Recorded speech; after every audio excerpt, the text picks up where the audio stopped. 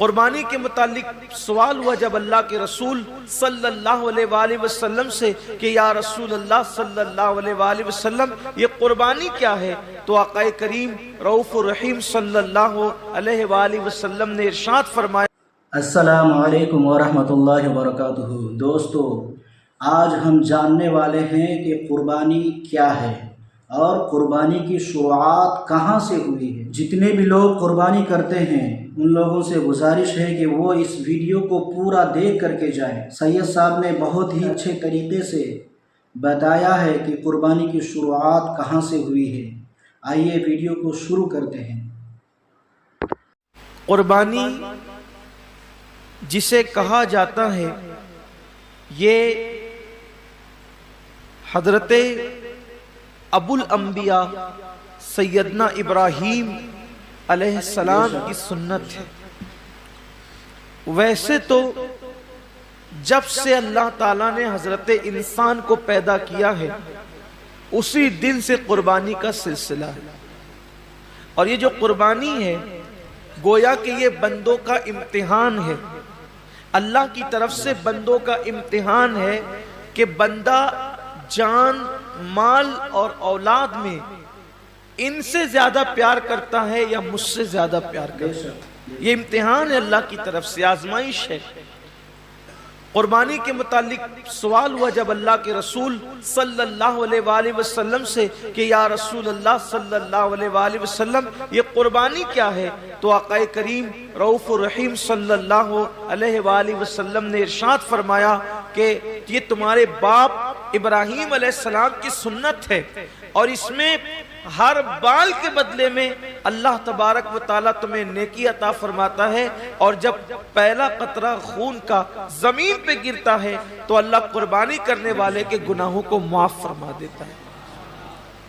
یہ تو آپ سنتے ہیں، بار بار سنتے ہی رہتے ہیں، لیکن جو آیہ کریمہ قربانی کے موقع پہ پڑھی جاتی ہے، جو آیہ کریمہ قربانی کے موقع پڑھی جاتی ہے، اللہ اپنے حبیب سے فرماتے ہیں قل ان صلاتی ونسکی ومحیای ومماتی للہ رب العالمین۔ اے محبوب آپ فرما دیں کہ میری نماز، میری قربانیاں، حتیٰ کہ میرا جینا اور میرا مرنا سب اللہ کے لیے۔ اصل بات یہ آتی ہے اس دور میں کہ قربانی اللہ کے لیے ہونا چاہیے، قربانی بلکہ قربانی ہی نہیں، ہر کام اللہ کے لیے ہونا چاہیے۔ لیکن کل تک شادیوں میں دکھاوا تھا، کل تک ظاہری اعمال میں دکھاوا تھا، اور اب لوگوں کے یہاں عبادت میں بھی دکھاوا پیدا ہو گیا، اور خاص طور پر قربانی کے موقع پر یہ چیزیں زیادہ دیکھنے میں آتی ہے کہ لوگ دکھاوا زیادہ کرتے ہیں،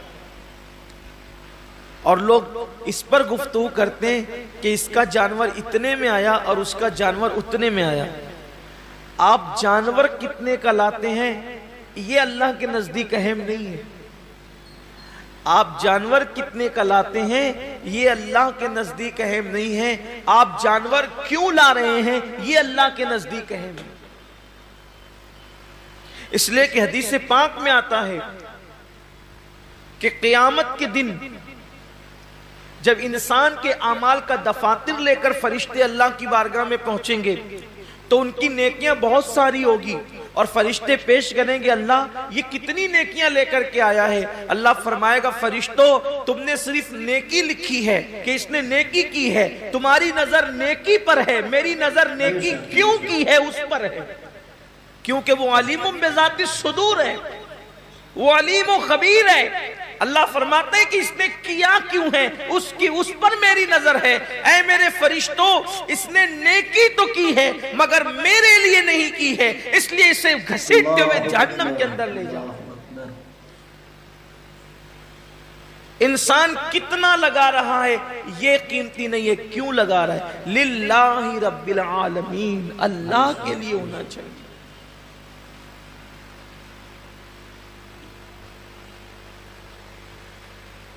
ایک مقام پر قرآن کہتا ہے کہ اللہ کے بارگاہ میں تمہارا خون اور گوشت نہیں پہنچتا قربانی کا۔ سورہ حج میں اللہ کا ارشاد ہے کہ تمہارا گوشت اور خون اللہ تک نہیں پہنچتا، اللہ تک تو تمہاری دلوں کی نیتیں پہنچتی ہیں، تمہارے دلوں کا تقوی پہنچتا ہے۔ میرے پیارے آقا صلی اللہ علیہ وسلم کے پیارے دیوانوں، آج کل قربانی الا ماشاءاللہ اس لیے بھی لوگ کرتے ہیں کہ گوشت کھانے ملے گا۔ گوشت تو ملنا ہی ملنا ہے، گوشت نے جانا کہاں ہے؟ گوشت جائے گا کہاں؟ گوشت تو کھانے، لیکن نیت تو اچھی کرو۔ ہمارے بزرگوں نے فرمایا کہ اعمال سیکھنے سے پہلے اعمال کی نیت سیکھا کرو، اس لیے کہ مومن کی نیت اس کے عمل سے افضل ہے۔ نیت المؤمن خیر من عملہ، مومن کی نیت اس کے عمل سے افضل ہے۔ آپ نے کبھی سوچا کہ ایک کافر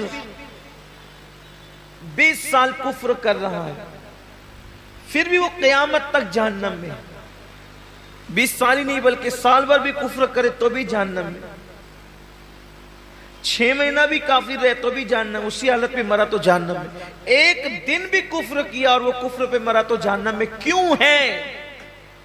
اور مومن ایک دن مومن ہے اور ایمان پہ خاتمہ ہوا تو جنت میں کیوں ہے؟ عمل کی وجہ سے نہیں بلکہ نیت کی وجہ سے۔ کافر کفر پر اس لیے مرا کہ جب تک زندہ رہتا کفر پر رہتا، اس لیے ہمیشہ جہنم میں نیت کی وجہ سے، اور مومن جنت میں اس لیے ہے کہ جب تک دنیا میں رہتا ایمان پر رہتا، ایمان پر رہنے کی نیت اس کو ہمیشہ جنت میں رکھ رہی ہے۔ یہ انسان کی نیت کی اہمیت ہے، یہ انسان کی نیت کی اہمیت ہے کہ رہا تو ایک دن ایمان پر مگر نیت بھی ہمیشہ ایمان پر رہے گا، اس لیے ہمیشہ کی ایمان پر رہنے کی نیت اس کو ہمیشہ جنت میں رکھے گی، اور اس کو ہمیشہ کفر پر رہنے کی نیت اس کو ہمیشہ جہنم کے اندر رکھے گی۔ پتہ چلا کہ نیتوں پر اجر ملتا ہے۔ تو آج مومنوں کو، مسلمانوں کو نیت درست کرنے کی، جانور خریدو تو کتنا گوشت نکلے گا یہ دیکھ کر مت خریدو، بلکہ یہ اللہ کے نزدیک قبول ہوگا یا نہیں قبول ہوگا یہ دیکھ کر کے خریدو۔ آج گوشت ہی سب کچھ ہو گیا، اس لیے قربانی کی جو برکتیں ملنی چاہیے وہ برکتیں نصیب نہیں ہو رہی۔ سبحان اللہ۔ دوستو، امید کرتے ہیں کہ آپ سمجھ گئے ہوں گے کہ قربانی کیوں کرنی چاہیے اور کس نیت سے کرنی چاہیے۔ اگر ہم قربانی کرتے ہیں تو گوشت کھانا بالکل بھی نیت میں نہیں ہونا چاہیے۔ اگر کوئی اس نیت سے قربانی کرتا ہے کہ اسے گوشت کھانے کو ملے گا تو اس کی قربانی قبول نہیں ہوگی، اس کا پیسہ خرچ کرنا بیکار ہو جائے گا۔ اگر ویڈیو کو یہاں تک دیکھ لیے ہیں تو پلیز ایک لائک کر کے چینل کو سبسکرائب کر لیجیے، ہم ایسے ہی ویڈیو اس میں اپلوڈ کرتے رہتے ہیں۔ ملتے ہیں پھر ایک نئے ویڈیو میں، تب تک کے لیے اللہ حافظ۔